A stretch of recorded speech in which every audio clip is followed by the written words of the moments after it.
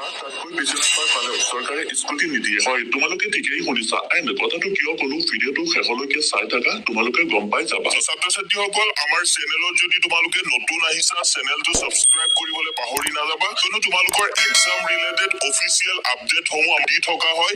গতিকে তোমালোকে আমাৰ চেনেলটো সাবস্ক্ৰাইব কৰি ৰাখিবা, যাতে আমি আপডেটবোৰ দিয়াৰ লগে লগে তোমালোকে নটিফিকেশ্যনটো পাই যোৱা। ছাত্ৰ-ছাত্ৰীসকল, নিশ্চয় তোমালোকে জানা যে এইবাৰৰ পৰা ল'ৰা আৰু ছোৱালী উভয়কে 80% স্কুটি দিব। আৰু তোমালোকে এয়াও জানা যে আগৰে পৰা যিহেতু ছোৱালীসকলক 60% আৰু ল'ৰাসকলক 75% স্কুটি দি আহিছে, এইবাৰ হঠাৎ নিয়মটো কিয় চেঞ্জ কৰিলে? স্কুটি দিয়াৰ নিয়মটো এইবাৰ চেঞ্জ কৰাৰ কাৰণ এটাই, এইবাৰ চৰকাৰে এনেকুৱা এটা টেকনিক লগাইছে য'ত নেকি ছাত্ৰ-ছাত্ৰীসকলে 80% বা তাতকৈ বেছি নাম্বাৰ পালেও কিন্তু স্কুটি নাপাব। তোমালোকে নিশ্চয় ছচিয়েল মিডিয়াত চাই আছা যে বিভিন্ন কলেজৰ ছাত্ৰ-ছাত্ৰীসকলে ৰাজপথত ওলাই আহিছে স্কুটিৰ কাৰণে প্ৰতিবাদ কৰিবলৈ। আৰু এটা কথা তোমালোকে নিশ্চয় ভালদৰে লক্ষ্য কৰিছা যে এইবাৰ SS স্কুটিৰ মেৰিট লিষ্ট অতি সোনকালে ওলাই পৰিছে, যাতে ছাত্ৰ-ছাত্ৰীসকলে প্ৰতিবাদ কৰিব নোৱাৰে। ছাত্ৰ-ছাত্ৰীসকলে প্ৰতিবাদ আৰম্ভ কৰাৰ আগতেই চৰকাৰে এইবাৰ SS স্কুটিৰ মেৰিট লিষ্ট প্ৰকাশ কৰি দিছে। ছাত্ৰ-ছাত্ৰীসকলক স্কুটি নিদিয়াৰ এইটোৱেই হৈছে আমাৰ অসম চৰকাৰৰ টেকনিক। ছাত্ৰ-ছাত্ৰীসকলক স্কুটি নিদিয়াৰ আন এক হল যে নিশ্চয় তোমালোকে গম পাইছা, অসমৰ মুখ্যমন্ত্ৰী হিমন্তবিশ্বশৰ্মা আৰু শিক্ষামন্ত্ৰী ৰণোজপেগুৱে ঘোষণা কৰিছে যে যিসকল ছাত্ৰ-ছাত্ৰী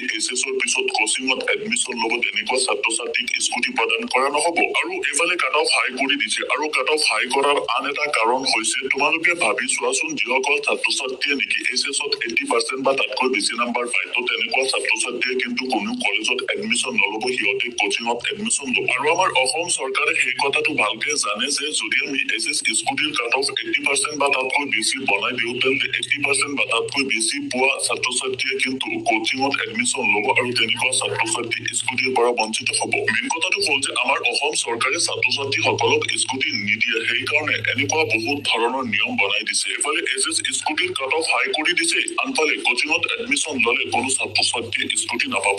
একচুৱেলি স্কুটি পোৱাটো হৈছে ছাত্ৰ-ছাত্ৰীৰ প্ৰাপ্য, ছাত্ৰ-ছাত্ৰীৰ কষ্টৰ ফল। লাগিলে কোনো ছাত্ৰ বা ছাত্ৰীয়ে এডমিশ্যন নলওক বা কোচিঙত লওক বা লেখা-পঢ়া বাদ দিয়ক, চৰকাৰে ছাত্ৰ-ছাত্ৰীসকলক স্কুটি দিব লাগে, ছাত্ৰ-ছাত্ৰীৰ প্ৰাপ্য এইটো দিব লাগে। অসম চৰকাৰে ছাত্ৰ-ছাত্ৰীক স্কুটি নিদিয়াৰ মতামত, সেইকাৰণে স্কুটিৰ ওপৰত বিভিন্ন ধৰণৰ নিয়ম বান্ধি দিছে। এইফালে ইনক্ৰিজ কৰি দিছে কাট অফ, আৰু আনফালে কোচিঙত এডমিশ্যন নললে ছাত্ৰ-ছাত্ৰীয়ে স্কুটি নাপাব।